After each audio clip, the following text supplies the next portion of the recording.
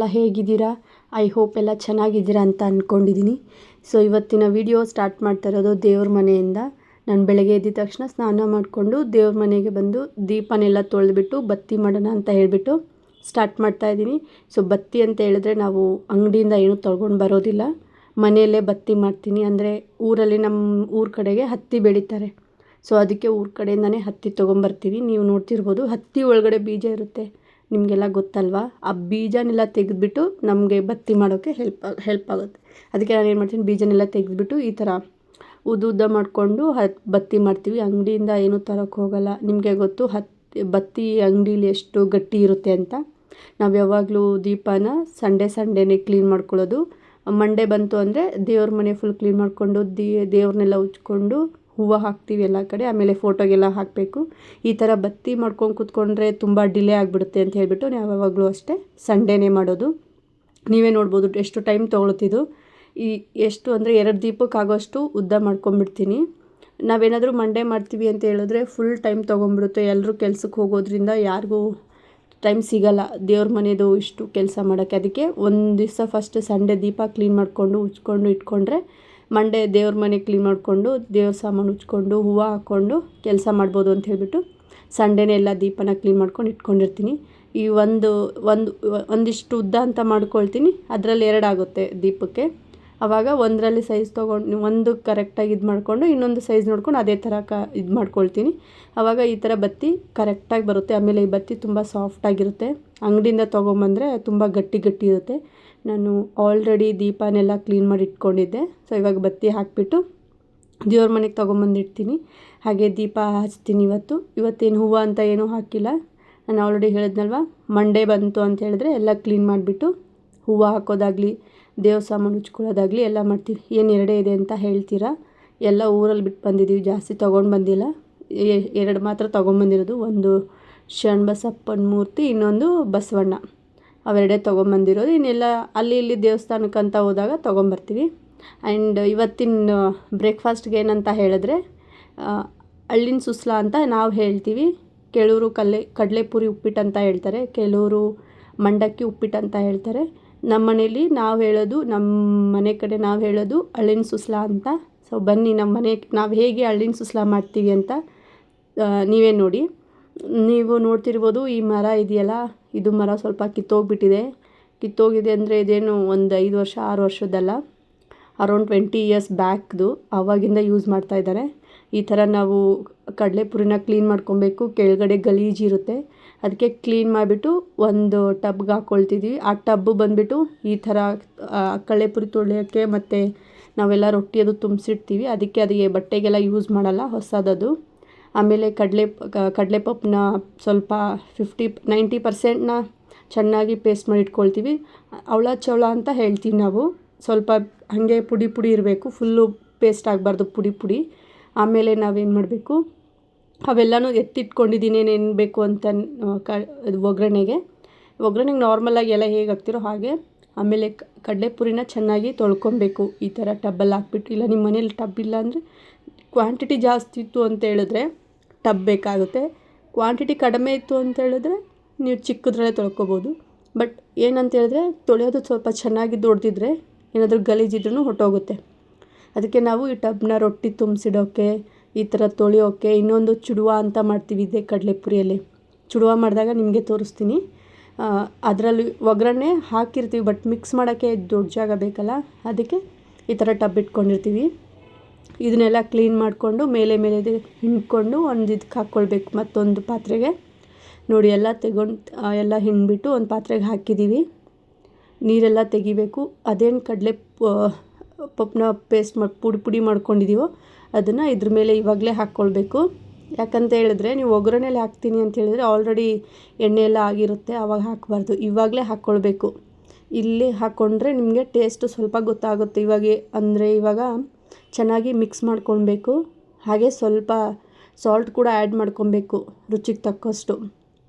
ನಿಮಗೆ ಅರ್ಧ ಇಲ್ಲೇ ಗೊತ್ತಾಗುತ್ತೆ, ಅಂದರೆ ಉಪ್ಪು ಕಡಿಮೆ ಬಿದ್ದಿದೆಯಾ ಜಾಸ್ತಿ ಇದೆಯಾ ಏನು ಅಂತ. ನೀವು ಒಗ್ಗರಣೆಯಲ್ಲಿ ಅಲ್ಲಿ ಜಸ್ಟ್ ಈರುಳ್ಳಿ ಬೇಯಬೇಕು ಅಂತ ಹೇಳ್ಬಿಟ್ಟು ಸ್ವಲ್ಪ ಹಾಕ್ತೀರಾ. ನಾನೇನು ಮಾಡ್ತೀನಿ, ಇಲ್ಲಿ ಸ್ವಲ್ಪ ಟೇಸ್ಟ್ ಗೊತ್ತಾಗಲಿ ಅಂತ ಹೇಳ್ಬಿಟ್ಟು ನಮ್ಮ ಅಮ್ಮಂಗೆ ಕೊಡು ಅಂತ ಹೇಳ್ತೀನಿ. ಈ ಥರ ತಿಂದು ನೋಡಿ ಬೇಕಿದ್ರೆ. ಇದು ಕೂಡ ಟೇಸ್ಟಾಗೇ ಇರುತ್ತೆ. ಯಾಕೆ ಹೇಳಿ, ಉಪ್ಪು ಹಾಕಿರ್ತೀವಲ್ಲ, ಸೊ ಟೇಸ್ಟು ಚೆನ್ನಾಗಿ ಕೊಡ್ತಾ ಇರುತ್ತೆ. ಇದನ್ನು ನಾವಿವಾಗ ಒಗ್ಗರಣೆ ಹಾಕೋಣ. ಒಂದು ಕಡಾಯಿ ಇಟ್ಕೊಂಡಿದ್ದೀವಿ. ಕಡಾಯಲ್ಲಿ ನಮಗೆ ಎಷ್ಟು ಬೇಕೋ ಅಷ್ಟು ಆಯಿಲ್ ಹಾಕ್ಕೊಳ್ತಾ ಇದ್ದೀವಿ. ನಿಮ್ಗೆ ಎಷ್ಟು ಬೇಕೋ ನೀವು ಹಾಕ್ಕೊಳ್ಬೋದು. ಸೊ ನಾವು ಸ್ವಲ್ಪ ಆಯಿಲ್ ಹಾಕ್ಕೊಳ್ತಾ ಇದ್ದೀವಿ. ಅದಕ್ಕೆ ಜೀರಿಗೆ, ಸಾಸಿವೆ ಒಗ್ಗರಣೆಗೆ ಹಾಕ್ಕೊಳ್ತೀವಿ. ಒಗ್ಗರಣೆ ಎಲ್ಲ ಗೊತ್ತಲ್ವಾ, ಅದರಿಂದ ಆ ಥರ ನಾರ್ಮಲಾಗಿ ಹಸಿಮೆಣ್ಸಿನ್ಕಾಯಿ, ಈರುಳ್ಳಿ, ಕರಿಬೇವು ಸೊಪ್ಪು, ಟೊಮ್ಯಾಟೊ, ಆಮೇಲೆ ಕೊತ್ತಂಬರಿ ಸೊಪ್ಪು ಇಷ್ಟೆಲ್ಲ ತೊಗೊಂಡಿದ್ದೀವಿ. ಒಂದು ಪ್ಲೇಟಲ್ಲಿ ಇಟ್ಕೊಂಡಿದ್ದೀವಿ. ಹಾಗೆ ಸ್ವಲ್ಪ ಕರಿಬೇವು ಸೊಪ್ಪು ಕೂಡ ಹಾಕ್ತಾಯಿದ್ದೀವಿ. ಆಮೇಲೆ ಈರುಳ್ಳಿ ಕೂಡ ಹಾಕ್ತಾಯಿದ್ದೀವಿ. ನಿಮಗೆ ಇದು ಅಡುಗೆ ಯಾರು ಮಾಡ್ತಿದ್ದಾರೆ ಅಂತ ನೋಡಬೇಕು ಅನ್ನಿಸ್ತಿದೆ ಅಲ್ವಾ? ಈ ವಿಡಿಯೋ ಫುಲ್ ನೋಡಿ ಯಾರು ಮಾಡ್ತಿದ್ದಾರೆ ಅಂತ ಗೊತ್ತಾಗುತ್ತೆ ನಿಮಗೆ. ಅಂದರೆ ಸ್ವಲ್ಪ ಅದರಲ್ಲೇ ಗೊತ್ತಾಗುತ್ತೆ ನೋಡಿ. ಅಡುಗೆ ಮಾಡ್ತಿರೋದು ನಮ್ಮ ಅಮ್ಮ ಅಲ್ಲ, ನಮ್ಮ ತಮ್ಮ. ಇವನು ಅಡುಗೆ ಮಾಡೋಕ್ಕೆ ಬಂದಿರೋದು ನೀವೇ ನೋಡ್ತಿರ್ಬೋದು. ಅಡುಗೆ ಅಂದರೆ ಎಷ್ಟೊತ್ತರೆಗೂ ಮಾಡಿದ್ದು ನಮ್ಮಮ್ಮ.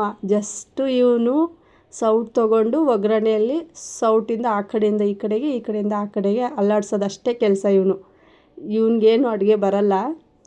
ಇವನಿಗೆ ತುಂಬ ಹೊಟ್ಟೆ ಹಸಿವಾಗ್ತಿತ್ತು ಅಂತೇಳ್ಬಿಟ್ಟು ಇವನೇ ಕಿಚನಿಗೆ ಬಂದುಬಿಟ್ಟು ಅಡುಗೆ ಮಾಡೋಕ್ಕೆ ನಿಂತ್ಕೊಂಡಿದ್ದಾನೆ. ಅಲ್ಲಿ ಅವನು ಹೇಳ್ತಿದ್ದಾನೆ, ಇಲ್ಲಿ ಚೆನ್ನಾಗಿ ಸುಡ್ತಿದೆ, ಇಲ್ಲಿ ಹಿಡಿಬಾ ಕ್ಯಾಮ್ರಾ ನೀನು ಅಂತ ನನ್ನ ಕರಿತಾ ಇದ್ದಿದ್ದು. ನಮ್ಮಮ್ಮ ಅಲ್ಲೆಲ್ಲ ಕಟ್ ಮಾಡಿ ಕೊಡ್ತಾ ಇದ್ದಾರೆ. ಅಡುಗೆ ಏನೇನು ಬೇಕು ಕೊತ್ತಂಬರಿ ಅದೆಲ್ಲನೂ. ನಮ್ಮಮ್ಮ ಇಲ್ಲೇನು ಮಾಡ್ತಾರೆ, ಮುಚ್ಚು ಅಂತೇಳಿದ್ರೆ ಅವ್ನು ಬೇಗ ಮುಚ್ಚೋದಿಲ್ಲ. ಸೌಟನ್ನ ಇಟ್ಕೊಂಡಲ್ಲ ಆಡ್ಸೋದು ಕೆಲಸನೇ ಅವನು. ಮುಚ್ಚೋದೆಲ್ಲ. ಅಡುಗೆ ಮನೆ ನಿಂತ್ಕೊಂಡ್ರೆ ಅದು ಒಗ್ಗರಣೆ ಕೊಡ್ತಿರೋದು ಅವ್ನು ಮುಚ್ಚೋದಿಲ್ಲ. ಸುಮ್ಮನೆ ಸೌಟ್ ಹಿಡ್ಕೊಂಡು ಎಲ್ಲ ಆಡಿಸ್ತಾ ಇರಬೇಕು ಅಂತಿರ್ತಾನೆ ಅವನು. ಯಾವಾಗಲೂ ಅಷ್ಟೇ, ಏನಾದರೂ ಹೊಟ್ಟೆ ಹಸಿವಾಗ್ತಿತ್ತು ಅಂತೇಳಿದ್ರೆ, ಅಡುಗೆ ಮಾಡ್ತಿದ್ವಿ ಅಂತೇಳಿದ್ರೆ ಅವನೇ ಬರ್ತಾನೆ ಓಡಿ ಅಡುಗೆ ಮನೆಗೆ, ಸುಮ್ಮನೆ ಸೌಟ್ ಹಿಡ್ಕೊಂಡು. ಇವಾಗ ಟೊಮೆಟೊ ಹಾಕ್ತಾಯಿದ್ದೀವಿ. ನೀವೇ ನೋಡ್ತಿರ್ಬೋದು. ಟೊಮೆಟೊ ಆಲ್ರೆಡಿ ನಾವು ಕಟ್ ಮಾಡಿ ಇಟ್ಕೊಂಡಿದ್ದೀವಿ. ನಿಮಗೆ ಎಷ್ಟು ಒಂದು 2 ಬೇಕಿದ್ರೂ 2 ಹಾಕ್ಕೊಳ್ಳಿ. ನಮ್ಮದು ಚಿಕ್ಕ ಚಿಕ್ಕದು 2 ಇತ್ತು, ಸೊ 2 ಹಾಕ್ಕೊಂಡಿದ್ದೀವಿ. ಇದಕ್ಕೆ ಇವಾಗಲೇ ಸ್ವಲ್ಪ ಸಾಲ್ಟ್ ಆ್ಯಡ್ ಮಾಡಬೇಕು. ನಾವು ಇವಾಗ ಆ್ಯಡ್ ಮಾಡಿದ್ರೆ ಅದು ಟೊಮೆಟೊ ಎಲ್ಲ ಚೆನ್ನಾಗಿ ಬೆಂದು ಸಾಫ್ಟಾಗಿ ಬರುತ್ತೆ. ಟೊಮೆಟೊಗೆ ಬೆಂದು ಬೇಕು ಅಂತ ಹೇಳಿದ್ರೆ ಸ್ವಲ್ಪ ನಾವು ಸಾಲ್ಟನ್ನ ಆ್ಯಡ್ ಮಾಡಬೇಕು. ಆವಾಗ ಬೇಗ ಬೇಯುತ್ತೆ. ಸ್ವಲ್ಪ ಕ್ಲೋಸ್ ಮಾಡಿಬಿಡಿ, ಸ್ವಲ್ಪ ಹೊತ್ತಾಗುತ್ತೆ. ಆಮೇಲೆ ಈ ಕಡೆ ಇದು ಕೂಡ ರೆಡಿ ಇದೆ. ಸೊ ನೀವು ನೋಡ್ಬೋದು ಸ್ವಲ್ಪ ಬೆಂದಿದೆ. ಸೊ ಇವನು ಪೇಷನ್ಸ್ ಇಲ್ಲ ಇವನಿಗೆ, 20 ಸಲ ತೆಗಿತಾನೆ ಇದ್ದ. ಹಾಗೆ ಸ್ವಲ್ಪ ಅರಿಶಿನ ಆ್ಯಡ್ ಮಾಡಿ, ಕಲರ್ ಬರುತ್ತೆ ಚೆನ್ನಾಗಿ. ಅರಿಶಿನ ಅಂತೂ ಹಾಕಲೇಬೇಕಲ್ವ ಯಾವುದೇ ಫುಡ್ ಆದ್ರೂ. ಕೆಲವ್ರಿಗೆ ಅರಿಶಿನ ಇಷ್ಟ ಆಗೋಲ್ಲ, ಕೆಲವ್ರಿಗೆ ಇಷ್ಟ ಆಗುತ್ತೆ. ಅರಿಶಿನ ಹಾಕಿದ್ರೆ ಯೆಲ್ಲೋ ಕಲರ್ ಬರುತ್ತೆ, ಹಾಕಿಲ್ಲ ಅಂದರೆ ಆ್ಯಸ್ ಯೂಶ್ವಲ್ ಅದು ಸ್ವಲ್ಪ ಟೊಮೆಟೊ ಇರೋದ್ರಿಂದ ರೆಡ್ ಬರುತ್ತೆ. ಇಲ್ಲಿ ನಮ್ಮ ತಮ್ಮ ಕೇಳ್ತಿದ್ದ, ಈ ಕೊತ್ತಂಬರಿ ಸೊಪ್ಪು ನೀನು ಇಲ್ಲೇ ಏನಕ್ಕೆ ಹಾಕ್ತಿದ್ಯಾ, ಮೇಲೆ ಉದುರಿಸಿದ್ರೆ ಚೆನ್ನಾಗಿರಲ್ವ ಅಂತ.